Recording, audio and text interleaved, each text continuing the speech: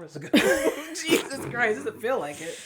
This has been a long day. I went to work and then I got in a wreck.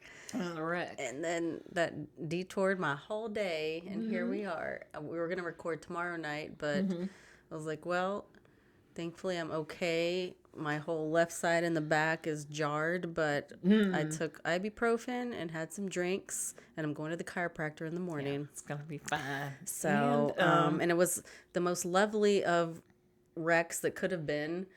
Luckily, considering as wrecks go. Yeah, because I had a wreck before many years ago.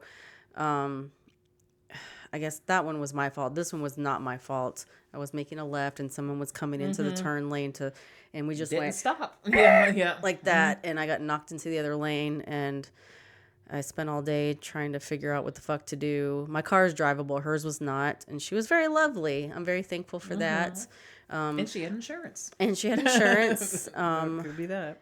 And we were in near a very busy intersection during rush hour too. And so she did a U-turn and turned into a parking lot next to us, and I thought she was trying to get away, so I was like, bitch, no. And so I was like, "Urgh," and I followed her because I'm that bitch. I'm not gonna let you get away. I have road rage. But she wasn't. She was just trying to, our cars were both drivable enough to where we could get out of the road, the main road, and not block traffic. And she was very lovely. She was like, I thought someone was letting me into the turn lane, but they didn't know you were coming, and I didn't see you coming. And I was like, well, I was there, and I was blaring my horn, and I screeched on the brakes, and we still collided. So damn. It's fine. She was lovely. She didn't try to fight it. The cop said she was at fault. So okay, yeah, worked out as well as it could go. Yeah, good times. I had the last time I had a old Asian man who tried to deny everything. And I was so worried, but in a parking lot, right? Yeah, it was just the whole thing. He was like, "You had time to see me." Sorry, well, he's old and Asian. He's like, "You had time to see." That was Spanish. I don't know right? what that was. I don't know how to do that. I just don't. I'm not even trying. I want to say don't do accents, but they're too funny. I don't know. If you've been a fan of this podcast, She loves her accents. Love the accents. She loves accents. I think my Aussie one was the best one. That's where you shine. That is where you shine with the Aussie New Zealand accents. Yeah, I don't know what that is. It just comes naturally to you for some reason. That's probably where we should move when the U.S. goes to shit, which looks like it's going Australia. to. We should Australia or New Zealand. Australia. Yeah. I know we plan on Spain, but we got to learn how to speak Spanish, which that's a whole other thing. She just joined Duolingo. Yeah, I'm gonna start now. Dana's been on what's your longest streak? 20 days. Ooh. I'm on day 14. Doing it again. You have to start all over again. I had to start all over again. Miss a day. At the beginning of the year, I started doing it because my dream is to move somewhere else. Yeah. It's going to happen. We're going to be in Spain. Maybe I'll get my dual citizenship. Maybe I'll talk to my dad again one day. And I'll get the information I need to get my dual citizenship. I know, I'll make her do it. Make her do it. Talk to dad for me. I don't want to talk to that asshole. And get my dual citizenship for Peru. Who knows? We're just living it day by day. Living it every day. Oh, meanwhile, we're here in America. While the country's burning, but hey, nothing but a new war might have started. Nothing that a good drink and a horror movie can't fix to get us through, right? I drank too much earlier on my ibuprofen. Now she's hydrating. And now I'm just drinking my daily water intake, 64 ounces. You're better than me. I am struggling with my daily water intake. I'm not as good. It's okay. You've done so much already. Hence the. She's lost 20 pounds since this new year. I have. I'm very proud of her. Me too. It just took your sister dying. Easy. It just took your sister dying. No, we were both going to be on the track together, supposedly, Carmen. so we can join Amazing Race. We're going to get our I never thought they would make it, but... neither did Rocky. They're both too lazy. Y'all can't wake up. Because usually Not it's like at all. They start the race, it's like 6 a.m. to we'll probably sleep in and miss our Oh, you're totally going to miss both of you. All of it. If you don't miss it, she's going to make y'all miss it, She's always cold. Right. It doesn't matter what the weather is. She's like, I don't think she'll survive it. Yeah. But yeah, it wasn't just my sister, I'm doing the whole, it's not cute anymore. We're getting older and it's like, I can't be cute anymore just getting away with stuff that like we used to. Yeah, we can't party we used to. No. The weight is kicking in and all that kind of stuff. And I didn't give a fuck last year, and now I'm trying to give fucks. And it wasn't even that hard. I just watched my I know when you were starting to think about it, you were just like, "Oh my god, I have to be anorexic." I know. And I was like, "Just take baby steps." And you're like, "No, I have to go hard." And you didn't even go that hard. And look how much progress you made. I watched several episodes of Vampire Diaries while I'm walking on the treadmill. It's so easy. Of all the things to walk to. That's fine. I walked 1,000-pound sisters, so that's good. Whatever. No, I'm sure there's some Vampire Diary fans up there. It's good. You know, it's good. And those men are hot. That's the key part. You got to pick. That's why I couldn't get into the guy who killed people. You. Oh yeah, I would love you if I was attracted to the killer. I'm not really attracted to him. I kind of go back. He looks like somebody I used to know too, so it's kind of weird. He's not ugly, but the guy has to be very hot for me. I have to be attracted to the killer. To me, he needs to be a little more like, he was a little more.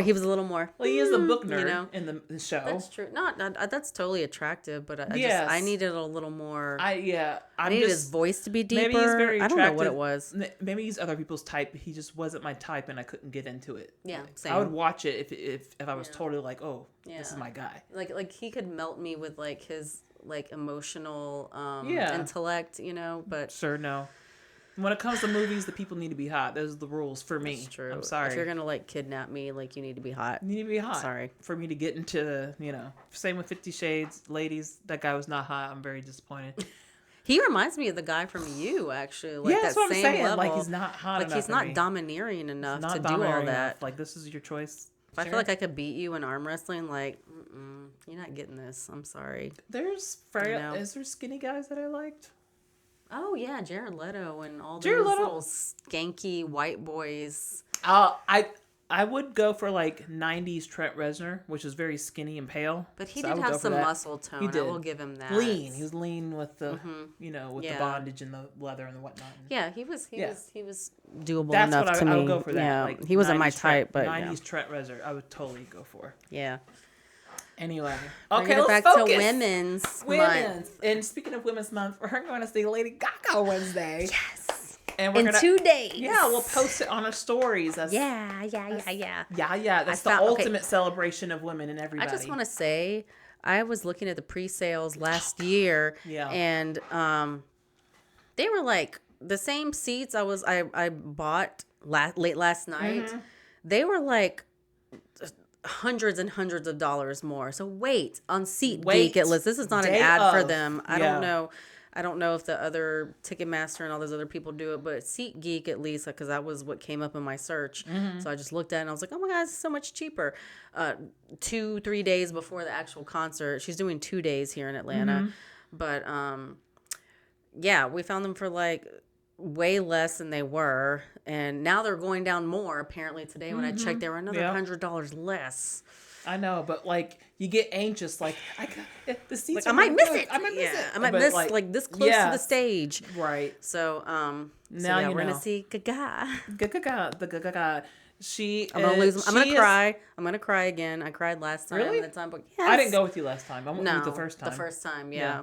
I might have cried then. I don't remember, but I definitely cried the last time. But that was 10 years ago. She's been a more attentive fan than me. I did follow some her most recent albums, so I need to catch up. But I feel like she's more of a. We weren't a huge fan of Chromatica album, because she. But also when she came here in Atlanta, she played at a baseball field, that was outside of the city, Smyrna or somewhere. The one that you saw? No. Oh. No, the last one, tour. Chromatica. The last one she was here. Even Greg was like, and I was like, I don't really want to see this one either. But now Mayhem, she has redeemed herself. Yeah, and she still listens to the album. We saw the Art Pop tour, which is one of my favorite albums. So I really enjoyed that. I loved Art Pop. Art Pop was so good. I see that tour. Remember I told you when I first heard it last year, and I was driving to work and I started crying because I was just like, oh, "This is so good." So you're saying that if you listen to a song, you can listen to it later and then it'll hit, and the first time you listen to it doesn't strike you. That doesn't work. No. I'm saying when I first heard her last album, this new album, Mayhem, last year, I cried in the car on the way to work. That's what I'm saying. I don't know if I like a song the first time I hear it. I'm not going to give it 3 listens and then I'll like it. It's first time it hits me or not. Okay. So just that's harmonizing, just I don't know. That's just with her, that particular album, yes. Yes, it hit me in all the right places. Right, for the first time you heard it and you knew it. I can't wait. Yeah, I can't wait. Yeah. She talked me into. Technically, I shouldn't be spending money on this, but it's Gaga. You haven't seen her like 15 years or some shit. I'm more Gaga for. I'm not gonna lie. I'm more Gaga for other artists. To see them repetitively. Yeah.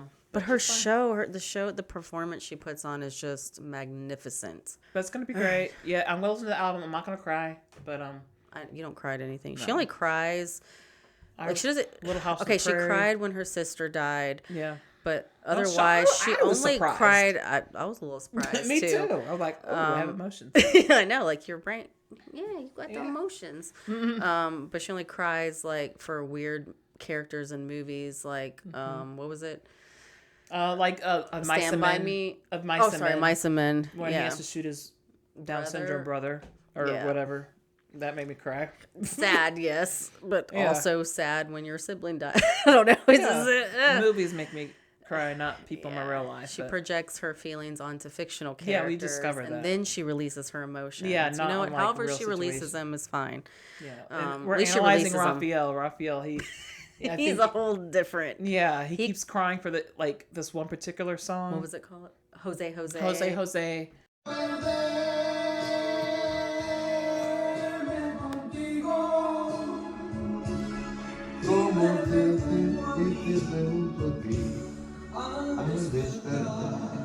Oh, he's not crying, but he's always emotionally he lays on the couch. He has a bottle of wine and he just puts that on. He's like this. He's literally like this on the couch. He sings to it. Yeah. I'm just like, girl, is your man okay? Like, she's like, no, he just needs to do this like once a month. And he needs to get it out. I think he does it when I'm out of the house. So he probably does. Lonely. He's probably doing it right now. He's probably playing. I swear, he's probably playing it right now. I bet. Like you should put a little camera on. I should document every time you listen to it. Make a compilation video. Yeah, you should. Yeah, you should. She sent me a video. She's like, he's on it again. Yeah, on again. Like, look at him. Here's a video. Yeah. And get all the videos. I told her to mark it on her calendar, like it's your period. Like every month. Men don't have periods. You usually, I know, but women, most women will get emotional or have your emotions out of line or something once a month roughly when your hormones dip and fall and rise. I feel pretty consistent. I don't know. And you're a different breed.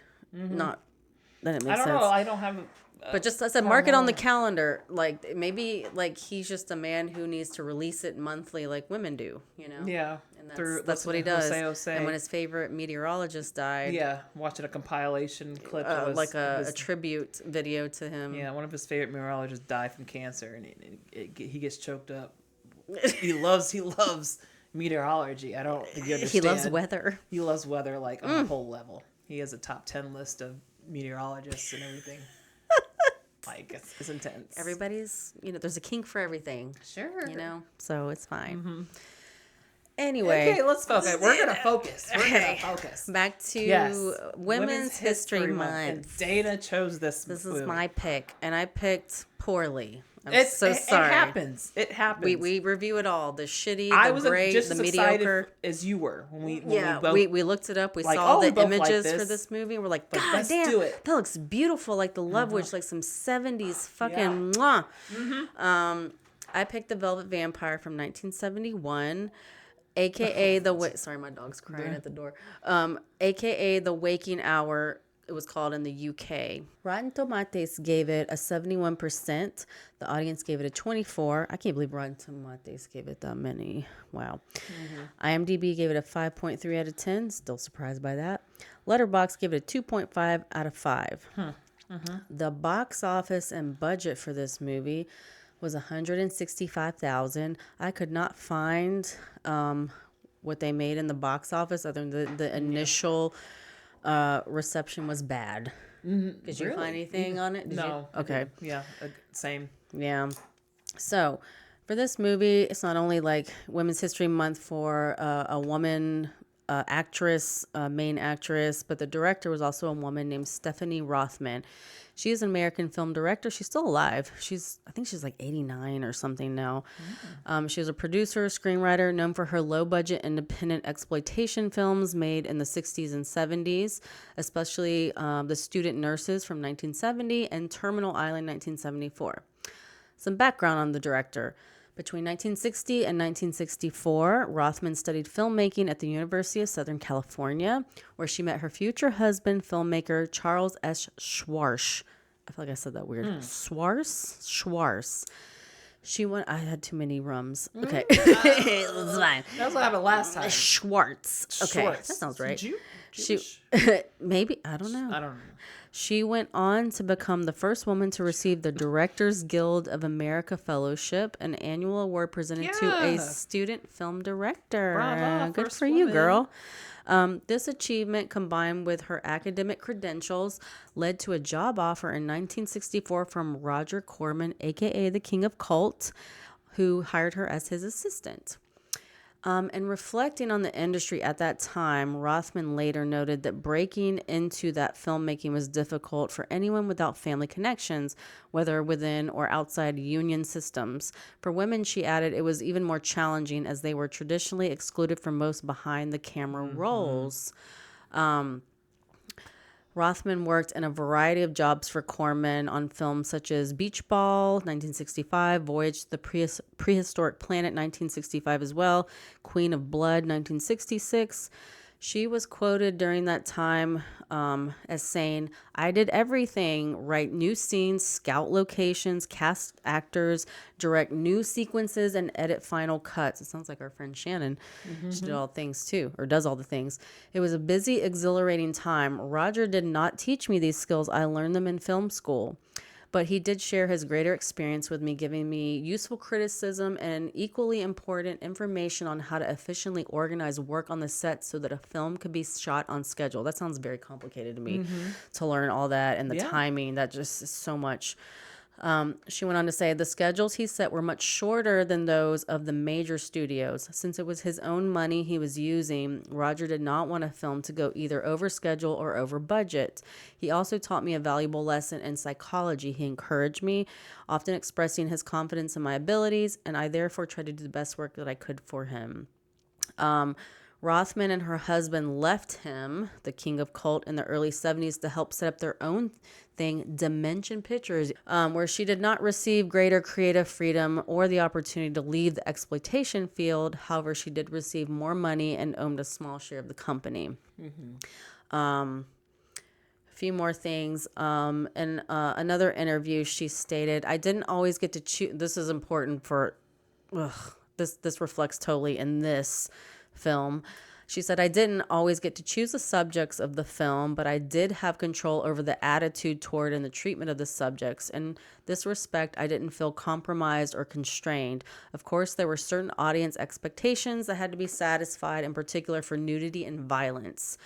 Since I was making exploitation films with unknown casts, I had to show more nudity than they could ordinarily see in major studio films, but less than in the soft porn that was then in the release at the time.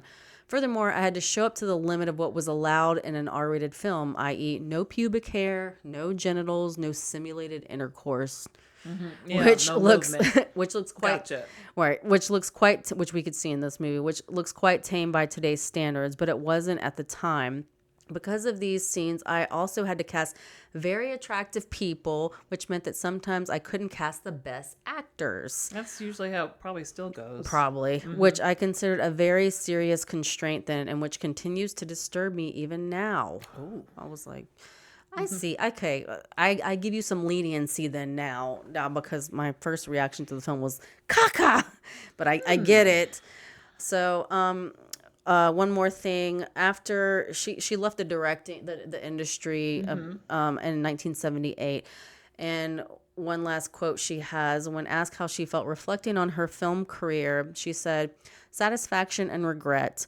Regret that I couldn't have made more films. Regret that I couldn't have made films that gave me a larger platform onto which to work in terms of finances, in terms of not having certain obligations to a certain kind of audience, to just make a film that was dear to my heart in every aspect, which I feel like is probably like a lot for a lot of women if they were even trying to do this at the time, you know.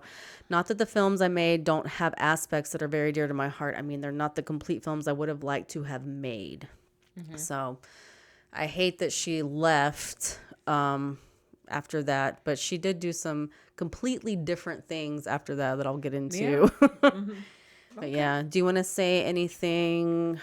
I have just a little more to touch on as far as her work within the genre at the time related to this film. So her style was known as feminism exploitation. In exploitation films, I guess my understanding of what it was different. But yeah, basically it's what it said. It's usually defined by low budget indie films focusing on taboo trending topics of the time. And I'm very familiar with this in the black genre, like the black exploitation films. Right. So I never really thought about it in other aspects, and this is really one of them. So the guy that she worked with, Roger Corman, the production, that was his genre. And now I think about it, I've probably seen a lot of B movies that were female focused that I never really thought about that were exploitation films. Yeah. We just didn't know at the time. We're just like, that's just the norm for back then, I guess. So her films in particular explored like female autonomy. Films like The Student Nurse, like you were saying, and Group Marriage, about polyamorous relationships. I'm sorry, I'm not strong enough for that kind of exploration. I know people do it. This is not for me. I would consider traditional trad wife, or if you have a label, is it now? Is that what it's called? I don't traditional know. Trad. Oh, traditional you're a woman. trad wife. Yeah. Yeah, traditional. Same. Yeah, relationships and all that kind of stuff. What led me to diving into that guy was like, I really like the special effects. I was like, who did it? And it's like, his films, like you saying, they're made for fast and efficiency, recycling actors, things, plots, all that kind of stuff. And he wouldn't usually credit the special effects people, which they deserve credit for that. Not cool, Roger. So this is an exploitation film that was made for the trend at the time.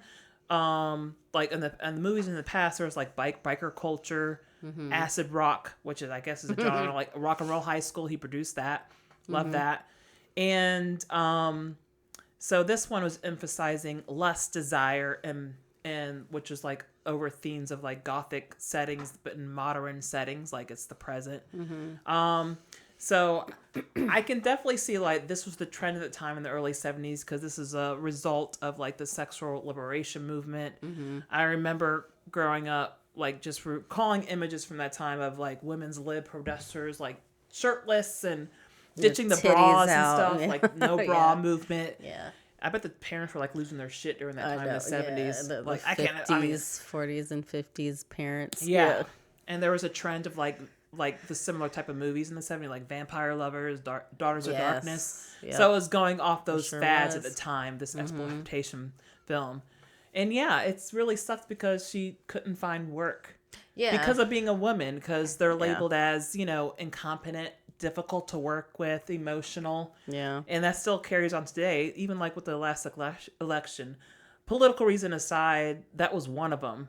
That, like, because Kamal was a woman, like, not on my watch, And she might detonate a nuclear... Yeah, on her period, a weapon on her period. Right.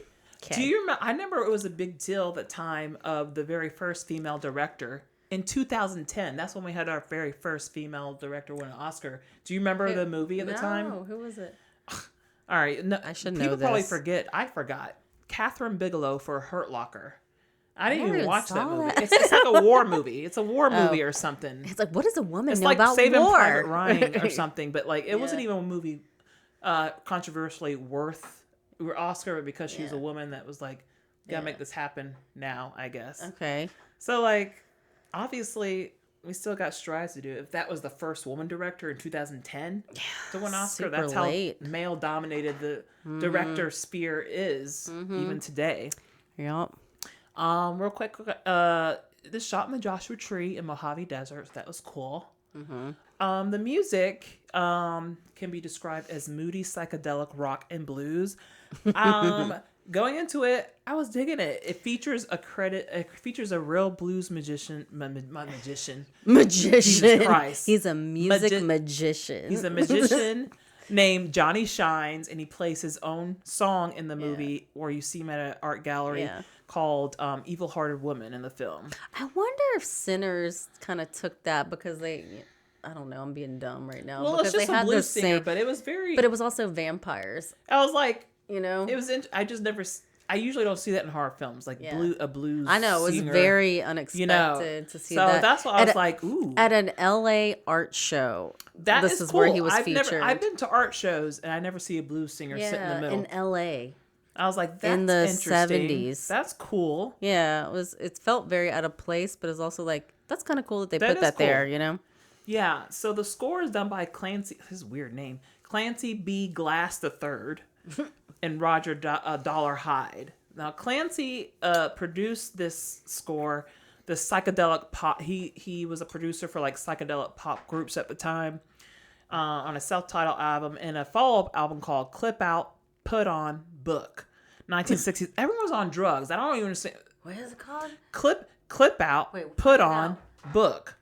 This is the name of the album. Clip Out, Put On, Book. It sounds like everyone's fucking sounds like high, a child book. Like cut it out and paste it. I don't know. It's stickers. Acid, I don't know. Am I right? Yeah. This is what they were doing. So, and the other composer of the score as well, he was an actor as well, known for 50 films called West Point and People Are Funny. So, yeah, I was digging the music. Mm-hmm. Yeah, it does. Yeah, it fits the era of the time for sure. Yeah. Yeah. Oh, also, the score has been... This movie is kind of like, I guess, a cult classic. So even the music itself is very liked because people are inspired today from the soundtrack. There has been songs based on this movie called Velvet Vampire, and even a whole album that was released in 2022 from Corey J. Brewery, who did a whole orchestral kind of thing based on this movie's score. That's cool. So people really... It impacted them enough to like really keep talking about it even today. Yeah. Anyway. Hey, at least the music made it that long. I don't know. Okay, so yeah, that's what I got. All right. So the summary or the plot of this movie is a man named Lee and his wife Susan. They can't resist the lure of an invitation from the enigmatic Diane, a woman as captivating as she is secretive. Drawn to her sprawling, isolated desert estate, the couple soon discover that the heat of the sun-scorched landscape is nothing compared to the danger simmering within its walls. Simmering. What begins as a tantalizing escape spirals into a charged game of desire and deception. Diane's pale beauty and hypnotic charm ensnare them both, and Lee and Susan find themselves caught in a web of forbidden temptation. But as the night grows longer and her seduction deepens, a chilling truth emerges. Their mysterious hostess is no ordinary female fatale. She's a vampire. Just this description. I know. The description is pissing me off because of what we watched. I know. Keep going. Now trapped in her remote domain, husband and wife must confront not only the cracks in their own relationship, but a predator who feeds on passion itself. Okay. That's a nice way to put it. Yeah, let's put it that way. Okay. All right. Let's go into the characters real quick. Yeah. Okay. The vampire main character is called Diane LeFanu. I don't know. Is it? Sure. She was played by Celeste Yarnall. That sounds so country. Yarnall. She wasn't country. Yarnall. She was in many TV series like Knots Landing, Melrose Place, also in an episode of Star Trek, and was also in a 2000 film called Skinwalker: Curse of the Shaman, and we need to watch that one. The things that we did a Skinwalker one. Things that I love that she's been in. Of course, I love Elvis movies. She's been in quite a few. Oh yeah, I saw that one too. I thought it was just one. Okay. No, there's several, and I thought I've seen all of them, but she's in one of them. Live a Little, Love a Little. That's the Elvis movies that she was in. She was in the Columbo series. I used to watch that. I never watched Columbo. Columbo, you know what it is. I know. Yeah, I think I know who that is. It was on, and I watched it with my parents. And she was in The Mechanic, which I love, which is a Charles Bronson film. Yeah. So yeah, that's what she's done. And she was also in. She was most noted for Fatal Beauty film. Sure. Never heard of it. I don't know. Yeah. So fun fact about her, in the late 90s, plot twist, she pursued her PhD in nutrition, and she wrote a couple of best-selling books on holistic cat and dog health. We would have been friends. We would have been friends. Yeah, bestsellers. Go ahead, Celeste. Wow. Do you have anything else on her? Oh yeah, if you just want to describe her character. Yeah. Go for it. Yeah. I was asking you. I don't know, like, what do you think? Like, sorry. I thought you her had character, something. She's a pale brunette, beauty or whatever. She looks like the Love Witch. Yeah, she does. Just a little paler. If you've seen the Love Witch. Yeah, Elvis's wife, Priscilla. Or Priscilla. You know. Priscilla. Yeah, she looks like a Priscilla. She looks like a Priscilla. A little less bump in the hair. She's mysterious, and she likes to doom buggy it up. The fucking doom buggy. Which had no dust on it, which was, you're in the desert. Yeah, it was always very clean. And in real life, there's like had mud on it. Okay, I'm into nature and shit, and we do tours and shit. Like, if you really go on a fucking doom buggy expedition, you're gonna be covered in fucking dust, dirt. You need goggles. Like, you don't just come out with all. You just don't look all. And her hat stayed on. The hat stays on. The makeup's fresh. There's no dust in the clothes. Nothing. That's not how it works. Doesn't make sense. I guess the vampires just get it like that. But this bitch, I guess her character, she can get it. She seduces she starts making out with a mechanic and then has them killed and terrorized. You know, she's just like, what? You know, okay. None of it made sense. Anyway, did you want to get into the other characters? And then let's just go to the husband and wife that gets seduced by her. Michael Blodgett. That's his name. He played Lee Ritter. Mm-hmm. He went on to act in the film Beyond the Valley of the Dolls, which I've never seen, but I want to. No, that's a pretty film. I've seen Valley of the Dolls, so if that's a sequel, I'm not sure, but you need to watch Valley of the Dolls because it's pretty. Okay. You'll like it. Okay. Mm-hmm. I will. Yeah. And it's actually a good plot. Okay. Better than this one. Yeah. He was in several TV series, including an episode of Night Gallery. Yeah, I know. I was hoping to surprise you by that. No, I knew it. I knew it because I watched it. I know. I've seen all the Night Galleries. Excuse me. He was naked in that too, so I could see that. Like him naked, as an actor, they have the pants down to here. You don't see the. He's just. It's like really low cut. But it's like so low. Oh, you see his butt. He's definitely an actor who's like, yeah, I'll get naked. I don't care. Yeah, he's like, I got the body for it. He later went on to become a writer for Turner and Hooch, the Tom Hanks movie with the big mastiff dog.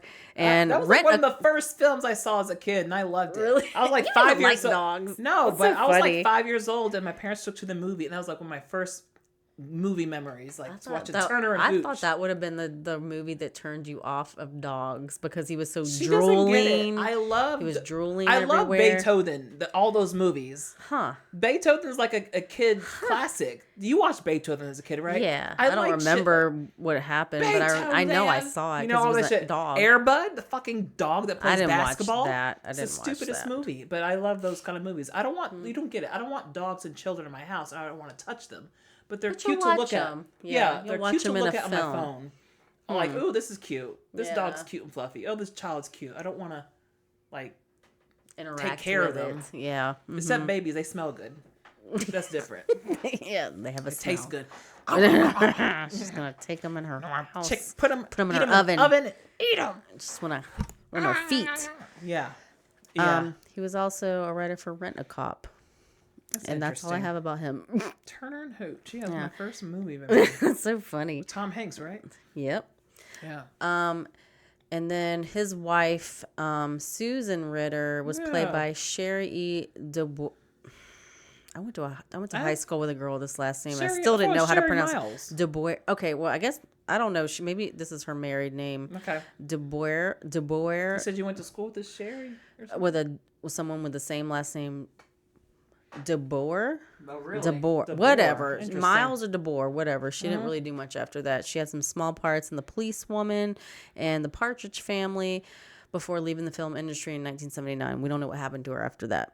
That's fine. That's okay. Maybe she's like, I made some money. Maybe she just had a career pivot. Yeah, like I'm done acting. I'm just gonna chill and tan in my pool. Yeah, until I die, and that's fine. perfect. I want to do a total pivot from science to just doing this. I think it was really cool. Hawaii, like she fits who she is. Like born in Hawaii, that's cool. Oh, I didn't know that. Mod Squad, Beverly Hillbillies. Was she in Beverly Hillbillies? Hee Haw. She, like. So like she did look like she had. I didn't look up if she was the main chick, like the main hillbilly sister. Yeah. I think she was. She looks. Like, no, she wasn't. That was not her. Okay. She was not the hillbilly chick. She looked like she could have been. But she was in it. I remember her very clearly. She totally looks like she could have been. She had this whole like, oh yeah, that chick was hot. Like the blonde. She had the whole buff. The bouffant and a little or something. Like the handkerchief checkered like little. Top. Bikini. Oh yeah, it wasn't a bikini. Yeah. And she probably had like these tight little Levi's, like, with the rope Daisy belt. Dukes or something. With the rope belt. Yeah. I'm like, oh country. Yeah, exactly. Okay, daddy, or something. I don't know. I don't know. I'm just thinking of okay, daddy. I just see her saying like, okay, daddy, or like. They said Danny. Oh, daddy. I don't know. Yep. All right. No, she's all right. Like, all right, or something. Yeah, I'll go get the tractor or something. Yeah. All right. That's a interesting concept. They they got a house. And they had people help them with their money to manage their new money. I remember that show. They struck. It's all in the theme song. They struck oil. All right. Oh, that's right. We struck. Yeah. I don't forget the. Let me tell you about a story. Old man Jed. He something and think of this is what he did. He struck oil. Something said California is the place you want to be. So they jumped into something and then no. It's oil, that is. Texas crew. And the new barbecue sauce. The Beverly Hillbillies. I remember that part. But it's all in the story. He struck oil in the backyard. Right. He moved to California. Like this poor hillbilly family. So the whole premise is like they have accountants. Now they have money. They have money now. And they have a mansion. And so there's always like this accountant that's trying to help them manage their new money and make investments and like don't blow it all. Don't blow it all and try to be refined and all that kind of stuff. Yeah, be civilized human beings now or whatever. Money. Brilliant concept. Good show. That's funny. Good show. Okay, anyway. This is not about that, but it's fine. So her character in the film, she plays not a hillbilly. But a dumb bitch, I will say that. A dumb bitch. I like when the very first scene, you see her in the art gallery and her husband hits on her. Like, all right, so the beginning of the movie. Okay, so go ahead. Just to say, this movie was, the plot was so stupid. I don't know if to blame the director Rothman or not. It just, I had to rewind it I had to rewind the part 3 times in the art gallery where it starts.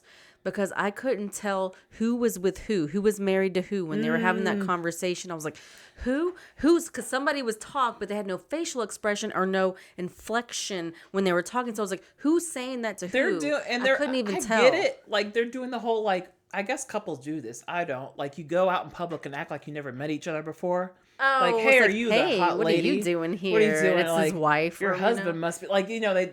Yeah, I guess it's I got that part after, but when the 4 of them came together to look at this one art piece, I was like, who's married and who's not? How did they know this? Don't try to figure it out. There was no background. There was no character development. You didn't know who the fuck knew who. It starts with a good old sexual assault in the street, by the way. That was random. So she just fights off this guy and goes to an art show. The Diane, the vampire, she's just... Walking on the street opens at a city scene and then it's nighttime and then she walks by and she's walking to this gallery and she almost gets raped, but she like kills the man. But it was so awkward. It was so awkward. Like she dusts herself off, but maybe the attack was awkward. It was just it was But no, but like it made sense to me. It's like, wow, that's how it was back then.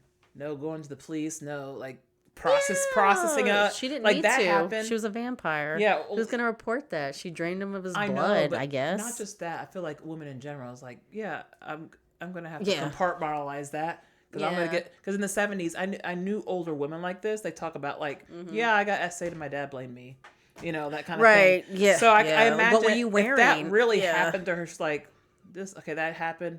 Getting assaulted, that's normal. Just put it aside. I'm going to an art show. Even if she wasn't a vampire, she had nothing to do. Whatever. And anyway, the fake conversation between the husband and the chick, he's like, you come here often, or you like to go to art show? She's like, oh, I like going whenever I want to get some ass. Yeah, he's like, you're easy to talk to. Yeah, but she doesn't say anything, so it's just like, that's the point, I guess. Yeah, I guess. You don't talk. I'm like, okay, that's I guess that number makes one sense. complaint. She's like, yeah. So they're married, apparently. I'm just here to get ass. Like that was supposed to be like a cutesy remark. Like it wasn't even. Yeah, me too. Like, I was what? just like, who are y'all and what is your interaction? What kind of woman talks like that? Like, nobody talks like that. A man says that. A man wrote the script. That's probably what it was. I know. I'm here to get some ass. I'm sure Stephanie Rothman was just. I don't know. I don't know what she thought about her own creation. I don't know if it was a fast turnaround Sorry, movie. Stephanie. Quickly put together. Yeah. Okay. Anyway. Fun facts. So with the small budget that they had, they couldn't create sets, so they filmed it all on location at Joshua Tree National Park. This was all filmed in California, Southern California. The Devil's Playground in the Mojave Desert, and a rented house in downtown LA. I would love to go out there. I want to see all that. Oh, it made me think of that's where I'm going to live in Spain. The house yes, like that. Yes. Because it's Spain and the rounded tile, doors, the beautiful adobe, like it's just a beautiful house. Like, I don't want to be in the desert, but I want to be by the ocean. But if I could put that house next to the ocean. You can do it in Spain. You get an adobe house with a pool and everything. And all right, we got to start saving our pennies. It's so beautiful. Playing the lottery. Like the house I loved. It was a beautiful house. Whenever there was a nudity scene, Rothman, the director, scaled down the staff on set to just a cameraman and a lighting technician for the comfort of the actors, which I really appreciated. I thought that was very nice because I would not want to do like a back then considered a sex Isn't it funny? scene, Like, what if people someone driving down Route 66? Like, what are these naked people doing? I know. Desert in a bed. But I appreciate that too, because like the little short we want to do with Shannon, it's like I don't know if I can recreate that mirror scene thing if we ever do it. And I'm gonna do the music for it if I learn how to work programs or whatever. I'm just like, I don't know if I can recreate that, especially with a bunch of people like standing around watching me like do it again, like what you did 2 years ago when you originally filmed it. Yeah, by yourself. So I appreciate that the director here was like, for everyone's comfort, we don't need a lot of eyes on this. So, it was a woman. I appreciate that. So she thought about that. Yeah. I get it. There was a point to this nudity, as far as woman's lib and all kind of stuff and sexual, like, dumb, like, and plus she, didn't just want the guy. She wanted the woman. So all that kind of stuff. Right. But yeah, I was like, this definitely carried on in the 80s. I felt this was more artistically respectful as far as the nudity than all this shit I see in the 80s films where it's just that's true. It's like rip the shirt open and titties. Rip and grape in the shower. We saw plenty of that in Reanimator and many other movies. Other films like that wasn't necessary, but there was a point to this, I guess. Yeah, like anyway. I guess she did it tastefully enough, I guess. But he looked like a Ken doll. He did look like a Ken doll. He looked like he didn't have parts, just like a Ken doll too. He did, or a personality. Yes. Anyway, the personality of cardboard. No, it's fine. Another fun fact is during so Diane the vampire and Lee, the married guy, they do have a sex scene, and in the sex scene, his dick was taped down. Okay. And the tape ripped, so he got hurt a little bit. Apparently, it was some discount. I was like, they just used like a guard. Why are you happy about that? Dick I'm not happy. I'm just saying, the face you made. The women, I'm sure, just experience way more discomfort in the film industry. So I'm like, oh, sorry, you got some pubic hair ripped out or your dick chapped from some tape. Like, you shouldn't want harm on it. On a single person. Not? On a man, like it's not his fault. Well, I didn't care because his character was dumb, so I assumed he was dumb in real life. What I'm saying is, don't blame one man for all men. Blodgett, whatever the fuck his name was. That's what I'm saying. Don't blame one man. Fine. And his suffering based on other men's actions. Fine. That's my point. Fine. All right, so there was also this scene in the film where Diane the vampire, she's trying to be seductive, and she is eating some raw meat, which is supposed to be chicken? Liver. Yeah, but it was it was really raw chicken that they gave her apparently. She ate the raw chicken? And she said it wasn't that bad as long as she swallowed it without chewing. I was like, girl, what? How's that salmonella? I hope she sued them. Did they not know that? You have to know that. I don't know if they didn't know that in 1971. You have to know basic food knowledge. I would have been like, do you have like, can you make it Jello? Like, well, apparently she was okay. Because she didn't even drink real wine in that. I read that because she was just coming back from nursing her newborn or something. So like, that she was wasn't her body drinking after wine. a newborn? Yeah, and she was paranoid about it. I was like, She girl, didn't you look looked like great. Oh my gosh, she had a baby. I don't even know if that was her first baby. Jesus Christ. Either way, she ate raw chicken for that. I would have been like, you better pay me quadruple amount, but also I'm not doing that. There's worse things. Like, the thing I would that. never do as an actor. You know how I would have actors sued them. have to get like spit on. I can't do it. No, that's you know gross. what I'm saying? That's like disgusting. you're gonna get spit on in the scene. Like can't do it. Like I will punch you in the I face if can't. somebody spits on me. Oh my God, that's like, no. I'll take degradation, like all types of other things, but getting spit in the face, I don't know how actors can take that. Another fun fact: this was also filmed only in 18 days ish. Yeah, fast turnaround these movies. Because they had a small budget. You better hurry up. Was the script written in 2 days or? I don't know. I did not find that. Yeah. And as this one piece that I saw online as of 5 years ago, it's 2026 now. So like when this article was written as of 5 years ago, 3 of Rothman, the director's films, have been restored and preserved in the Museum of Modern Art in New York. Okay, so in the film, all right, you know, the dialogue is filled with double entendres. Like, you know, it's just like, I think I like to drive your buggy. I think I could teach you how. It was so disgusting. It's like sometimes the throttle might pause, but then it revs up, and then you can handle like I think I can handle it. And this conversation is going on in front of the wife the whole time. This fucking the vampire's trying to seduce her husband while they're back at her house over dinner, and they're just totally flirting in front of his wife. And like she's supposed to just take it, and she does. And one night like, she falls asleep. She pretends to be asleep, and she knows her man gets up to go fuck him, and she just lays there. Her, yeah. I did not understand her. All of a sudden, like, let's stay. Okay, so all these series of events like start up like she sees them flirting from the beginning, and she's already suspicious of this woman. Well, I don't know why she invites him to her house, but apparently she's like a good collector of the art from that gallery that we see in the beginning. So they're just like, yeah, we'll go hang out. We're artsy people. I don't know, fucking know. Sure. They're just like, yeah, we'll go hang out at your house in the desert, in the Mojave Desert, and it's so the scenes, but also I'm sorry, I'm all over the place. But also Diane the vampire has this supposed to be Native American, I guess, house boy. He's not a boy. He's His a name man. is Juan. His name is Juan, though. Spanish, right? Yeah. His name is Juan. I don't know. He's dressed in a Zorro or like Pinocchio top. Or whatever. Pinocchio top. That's what it looked like, but that was popular back in the 70s. Right. That whole like that Pinocchio blouse. Like that pirate That vest. pirate class, like Eric the puffy shirt. From Little Mermaid. Yeah. The Seinfeld puffy Apparently shirt. Yeah, that's what was in then. Seinfeld shirt, yeah. Yeah, I forgot that this look triggered. was in the whole pirate Pinocchio top yeah. air. Yeah. You know, like, okay. Yeah, it was weird. Like, that was like her servant. So what I thought was, okay, I've known him for a long time. This is what she says. So is he supposed to be like I've known him since he was a boy, but also it would only make sense if he was a family. If he was like a day walker, like that's usually a thing. Like I thought it was maybe like because she can walk in the day. Right. I was like, okay, is he like her Renfield? Yeah, but he was never bit. We don't Renfield, think, right? But the point is, he was never like a half-ass vampire. You need a Renfield when you can't do stuff in the daytime, right? To bid your daily work, right? But he would find people for her, so he's kind of like a Renfield, like find her.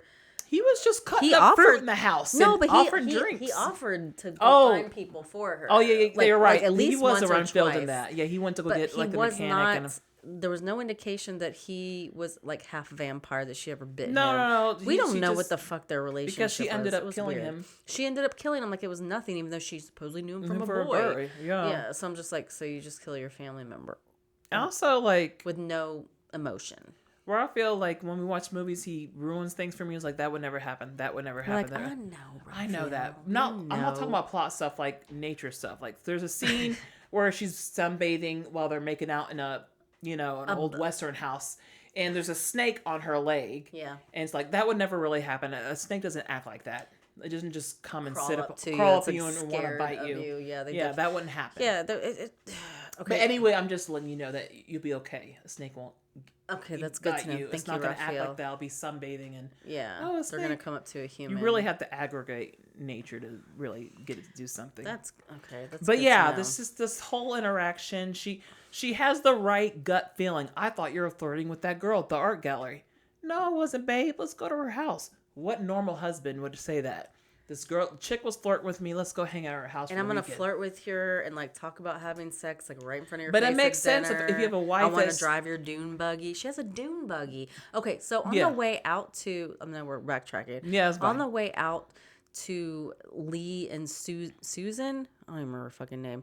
That going out to the fucking desert to visit this vampire lady. Their car breaks down, right? Mm-hmm. And she just happens to know where they are in the middle of nowhere. Yeah. She comes out in her little hat and she's got full sleeves so she doesn't get burned, I guess. And she she goes airborne in that fucking dune buggy. Right. Like she's just going in the sand dunes and she just goes boo. Mm-hmm. And then boop, there she is and she rescues them and then they have to like wait for her to like call the local town mechanic who ends up dying in her house anyway. Because she kills him. Mm-hmm. And, no, he falls on a pitchfork in her garage while he's working on the car, and then I guess she drinks his blood.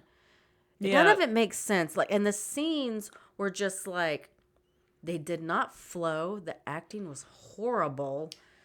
Horrible. But now that I understand, like I get it. It's just these long dreamlike sequences. When they would go to sleep at night, they dream and they happen to like I'm dreaming. The couple would dream the same dream. Yes, because they would dream and the vampire, she had a two-way mirror watching them in their bedroom, so she was watching them. That's what got me. Like that scene, like the setup where she's sitting there at her table, with getting her rocks off, okay, and a candle, watching them, on the two-way mirror. Like that's what got me to pick the movie because I was like, that scene looks beautiful. The lighting and the long velvet curtains, and the everything, the light, just the hair, just the outfit, and that was like the only good part of the movie. No, sorry, there was one other good part. The dream sequence that the couple kept having while they were staying there. Beautifully shot. They were in a desert.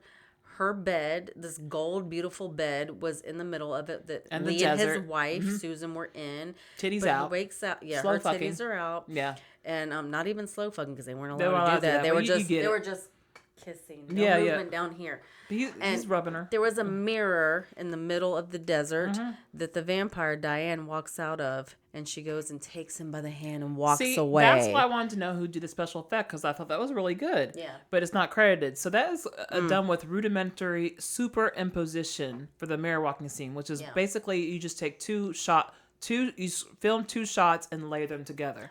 One of the empty frame and another one of the actress walking through and you just layer the shots together. So that's how it's done. But it looked really good. That's what I liked about it too. What made me want to watch it was because it reminded me so much like of a Dali painting, Salvador Dali painting. And I was just like, oh, that looks beautiful because I love him. And I love the whole aesthetic of like the early 70s, late 60s.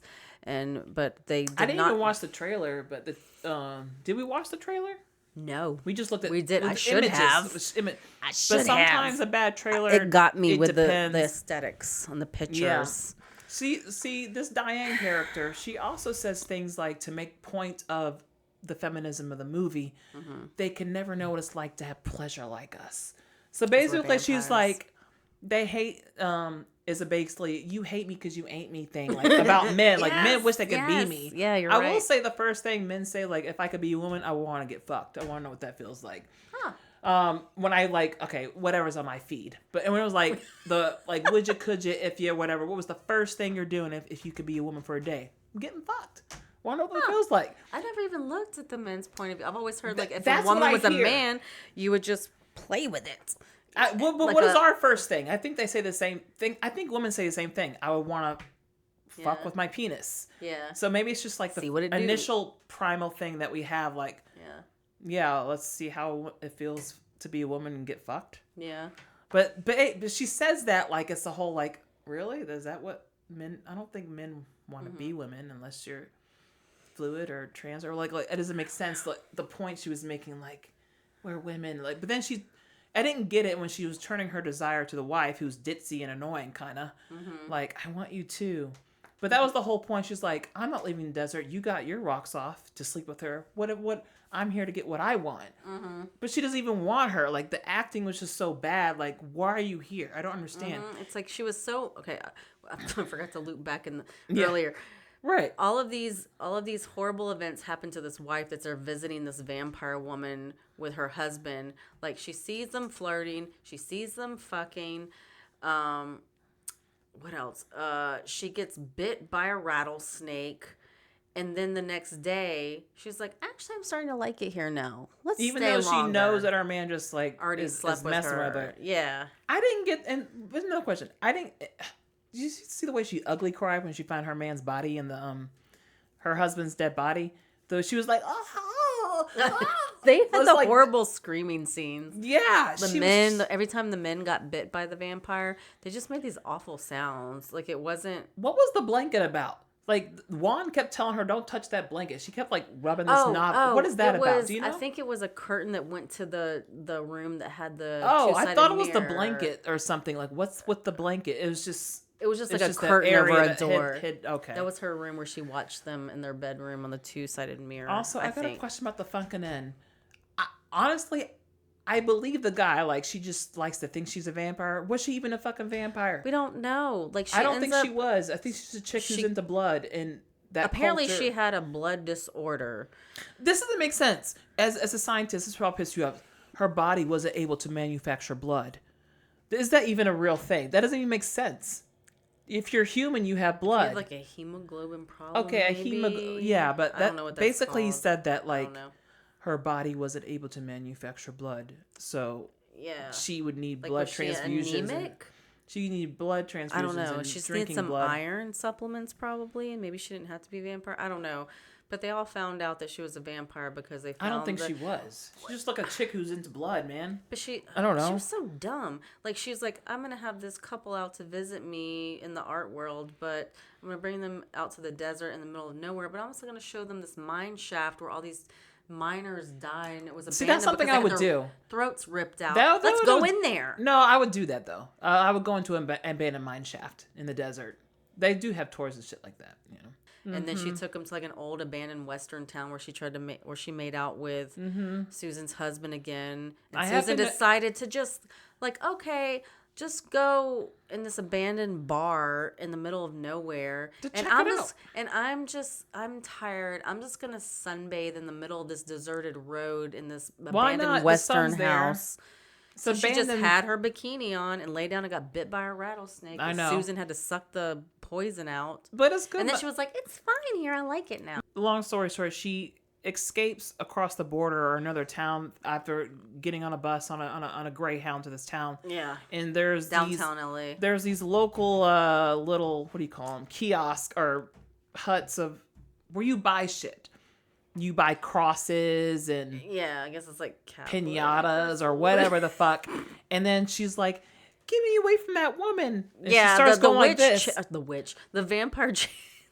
I'm thinking of Love Witch. Yeah, the vampire. She chases her from the Greyhound back to the LA bus station. She tries to tell a cop, but like he's like, "Okay, hold on right here," and she doesn't go with him. And she sees her still coming after her, so they run out into this kiosk area, and they're selling crosses. Yeah. And she's like, this woman is a vampire. But everyone just jumps on board. Like, yeah, you're right. She is a vampire. I don't know who you are or who she is. Let's surround her with all these crosses. And that takes her out?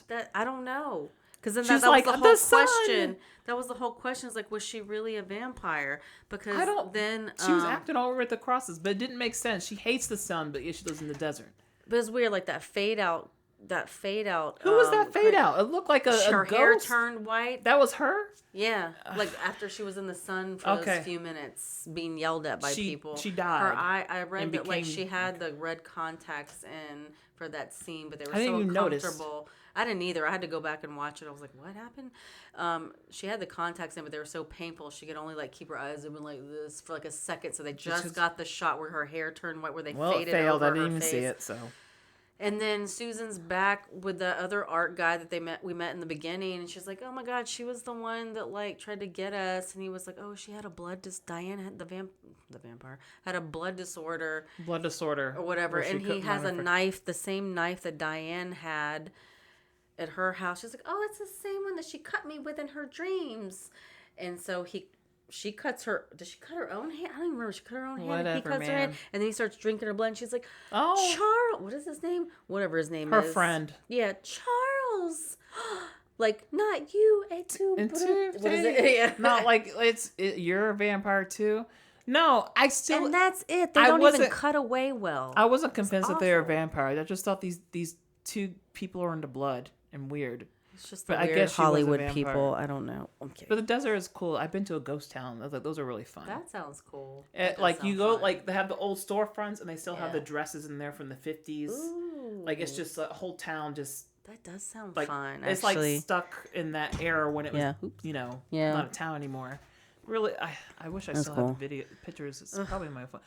Okay, so yeah, I'm sorry that didn't make a lot of sense. We're just throwing a whole bunch of shit out there from the movie that kind of pissed us off. But it's kind of like how it was. It was just all over the place. Like the scenes didn't flow together well. Anyway, just let's go to likes and dislikes and we'll explain it there. I was upset because I had higher expectations for the film. I did like the beginning, like, ooh, I like the blues singer in the art gallery. That's kind of cool. Mm-hmm. The dream sequences were really pretty and well shot in the desert, with the time bed and the velvet reds and, her clothes and all that kind of stuff. The plot did not make fucking sense at all. No. And the point wasn't made well that this was about women's liberation too and about the woman getting hers because she just seemed like a dumb, stupid bitch who like let her husband sleep with this person and... I don't know. I guess the empowerment was the vampire.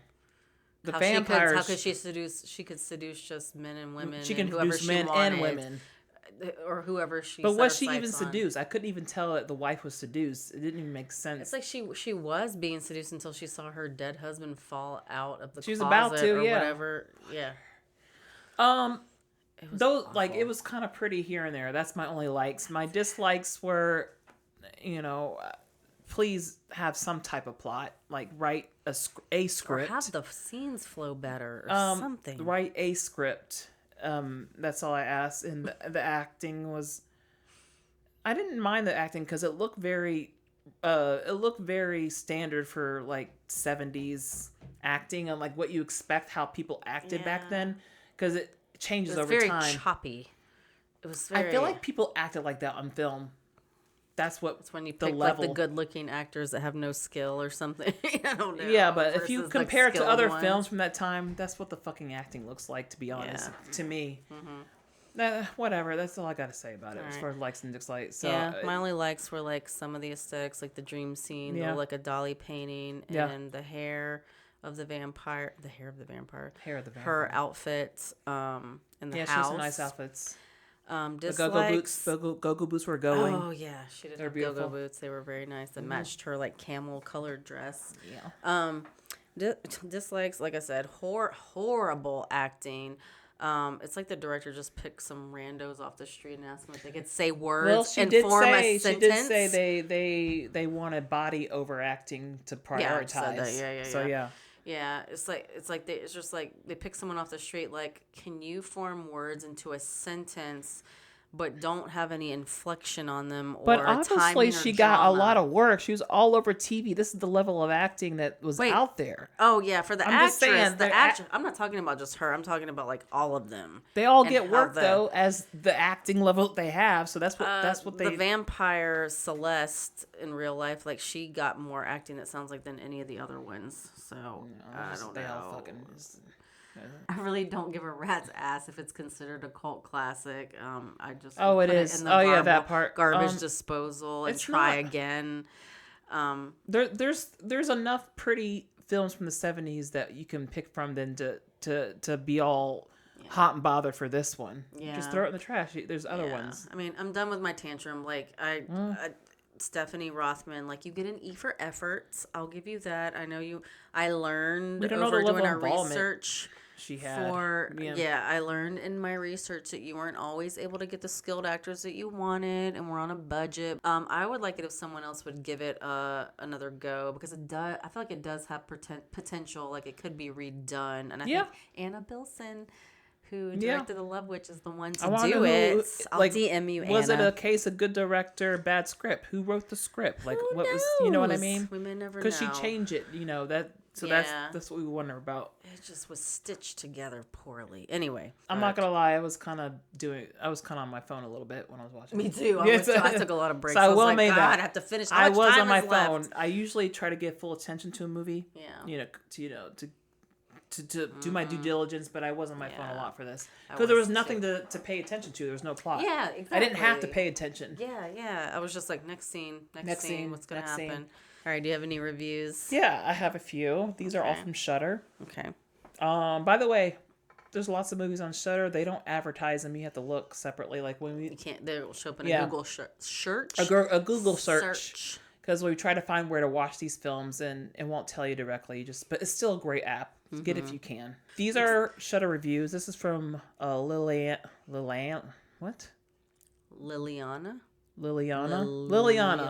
She gives it 3 out of 5 skulls. Just a bit weird and long and a little boring. It's not the graphic sex and gore fest the description makes it out to be. Plus, the entire movie seems to have been filled with a Vaseline smeared lens. It was okay, but if you're into this sort of genre, I recommend Daughters of Darkness instead. Okay. So watch that instead. So maybe I want to watch that one instead. Maybe I will. Okay. All right. My other one is 2 out of 5 skulls from Ryle 1. It gets one of those points for the fashion. All right. Otherwise, there is not much substance in the movie. I recognize some of the vampire tropes. I'm starting to notice that the term velvet is a 60s and 70s speak for soft porn, which is true. So I thought it was a good observation. Like the curtains in the back of that other one movies scene that we've seen, like what's the other one? There's another Velvet something. The Velvet. There's a famous one had the word velvet in it. Blue Velvet. Yeah, well, no. But we didn't cover that one. I know, but yeah, that's a good observation. I guess velvet is a good way to describe what you. Blue Velvet, yeah, it did have some sex scenes in it. It has sexual overtones for sure. David Lynch film, yeah. Yeah. So yeah, I guess that's a fad then. Velvet in the 60s, 70s. Good observation. New. Good observation, Ryle. My last one is Mr. Reggie. 1 out of 5 skulls. Lame. Cool dune buggy. She did not rip off their heads like on the poster though. That's right. The movie poster she's like holding this. Both their heads. Yeah, right. Okay. I got laid last night. So what? My wife would have slit both of our throats before I could have said this is not what it looks like. All in all, about 80 minutes too long. Yes. That's true. Like in a normal situation, he's like, yeah, my wife would have killed both of us if I said I just got laid last night. Yeah, that's what the husband said to Susan. What's the big deal? He was just like, just get over it. So I got laid. Quit giving me a hard time. Quit giving me a hard time about it. Yeah. I've been like, I will kill you both. But this is probably how it was for a lot of women are just not waking up. They probably were compliant. Like my husband cheats and this and that, but what am I gonna do? Deal with it. Yeah, he's a man. He's a man. All right, that's mine. All right, I have a 1 out of 10 from IMDb. Not worth a view by Art PF. Sleepy-eyed nice guy Lee Ritter and his vapid but pretty wife, vapid, I love that word, Susan accepts the invitation of mysterious vixen Diane Le Fanu to visit her in her secluded desert estate. Tensions arise when the couple, unaware at first that Diane is in reality a centuries-old vampire, realize that they are both objects of the pale temptress seductions. Like vampires, the movie sucks. Plain and simple. It rambles, is poorly directed, and has no purpose. The script is non-existent, and the costuming laughable. I disagree with that part. I love the costuming. One of the few Roger Corman bombs. By the way, the vampires come out in the bright desert sun. Ugh. 2 people found that helpful. All right. And I have one more 2 out of 10. Oh, I forgot to put who did this one. Oh, well, they're not going to know. Titled, I'd rather have my fingernails pulled out. Ooh. Absolutely brutal. I cannot believe that this shock was on Criterion, another place you can find it, I guess. Even the nudity couldn't save this waste of film stock. My best guess is that the director Stephanie Rothman had a thing. I know. Sorry, I'm sorry. Interrupted your. Shut up! Oh my God, edit them now. I know about Criterion. I'm just saying how the password is for you. My best guess is that the director Stephanie Rothman had a thing for the blonde actress. Her dialogue was painful to listen to, and I would surmise that she was reading from cue cards. I gave it 2 stars because it was fun to travel back to the era of bell-bottom pants and California beach blondes. Yeah. Trying to write a 600-character review of this film should give me screenwriter credits because it would be more script than spoken by the actors. That's true. They barely said anything the whole film. Unfortunately, unlike Plan 9 from Outer Space, this film won't make it to a cult classic. 2 people found that helpful too. I have one quick one from Letterboxd, a 3-star by KYK. It says, "My God, she's been beautiful and horny for centuries." Diane, the vampire. Okay. I have 2 quick professional reviews because I was like, let me see what the professionals actually have to say about this shit show. The Los Angeles Times in 1971 wrote, "Miss Rothman is at her best in love scenes, ... handled with rare sensual beauty and taste. Unfortunately, there's little else to be said for the Velvet Vampire." The end. Mm-hmm.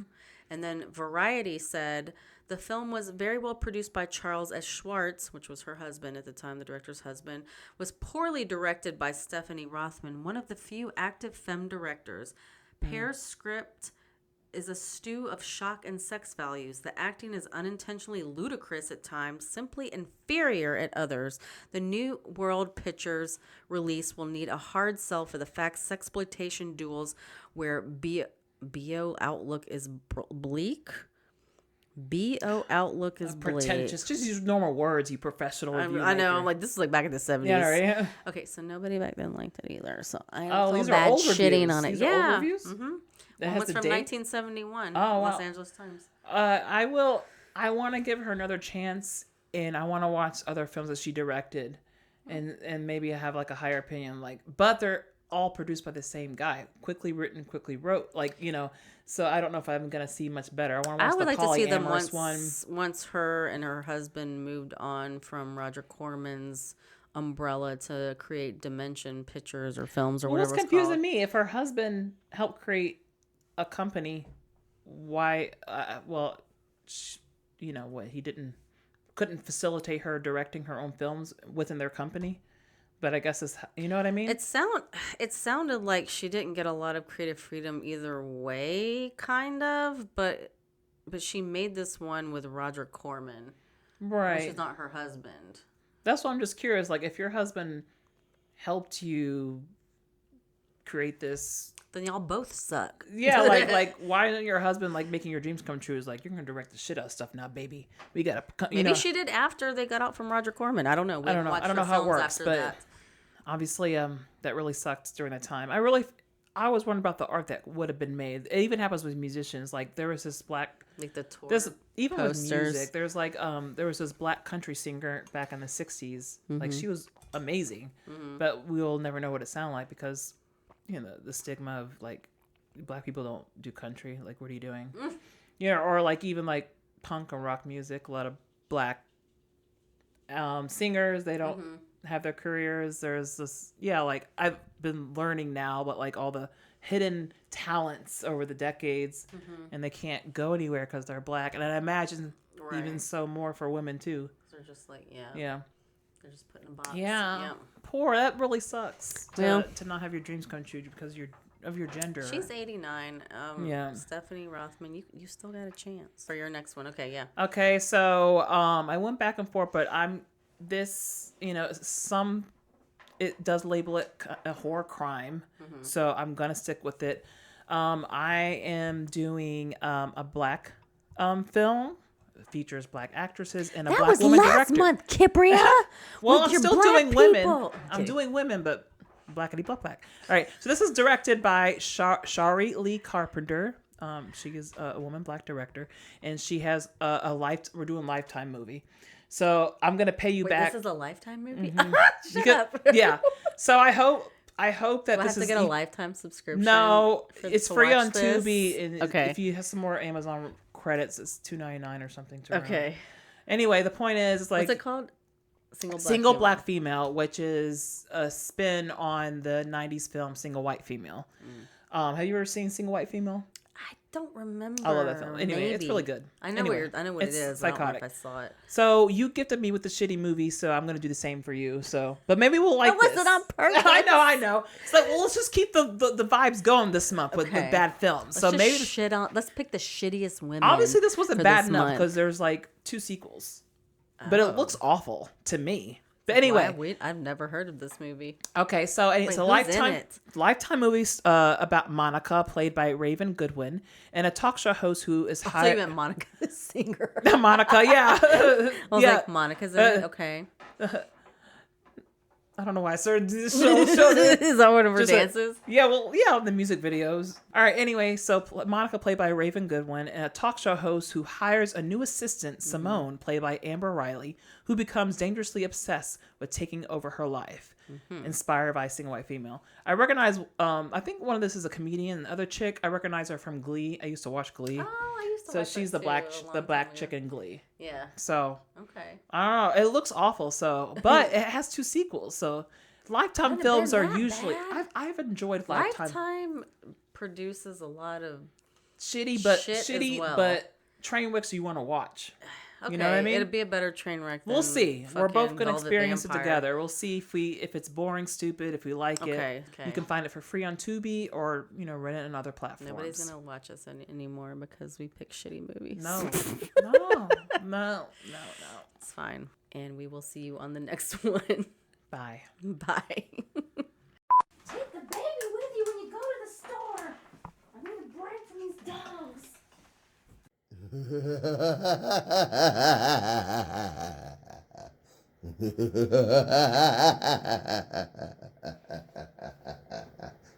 ha ha ha.